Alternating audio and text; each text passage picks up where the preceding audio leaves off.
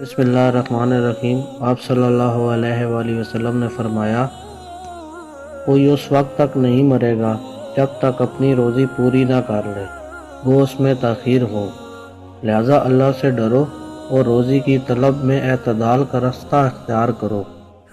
صرف وہی لو جو حلال ہو اور جو حرام ہو اسے چھوڑ دو۔ حضرت محمد صلی اللہ علیہ وآلہ وسلم نے ارشاد فرمایا، اللہ تعالیٰ کے لیے بعض لوگ ایسے ہیں جیسے کسی کے گھر کے خاص لوگ ہوتے ہیں۔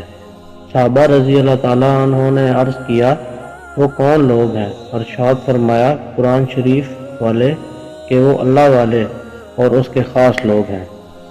حضرت محمد صلی اللہ علیہ وآلہ وسلم نے ارشاد فرمایا، راستوں میں بیٹھنے سے اجتناب کرو۔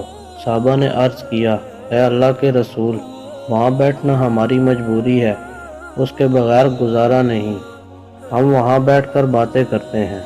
آپ صلی اللہ علیہ وآلہ وسلم نے فرمایا، اگر تمہیں ضرور بیٹھنا ہے تو پھر راستے کا حق ادا کرو۔ صحابہ نے پوچھا، راستے کا حق کیا ہے؟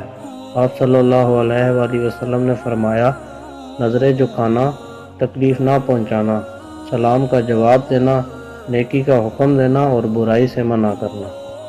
محمد صلی اللہ علیہ وآلہ وسلم نے فرمایا، 7 طرح کے لوگ وہ ہیں جنہیں اللہ تعالیٰ اپنے سایہ میں پناہ دے گا۔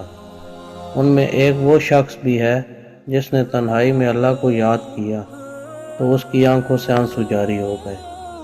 المومنین حضرت عائشہ رضی اللہ تعالیٰ عنہا سے روایت ہے، رسول اکرم صلی اللہ علیہ وآلہ وسلم نے فرمایا، جو شخص کسی کی بالش برابر زمین بھی ظلم و زیادتی سے لے گا تو قیامت کے دن 7 زمینوں کا طوق اس کے گلے میں ڈال دیا جائے گا۔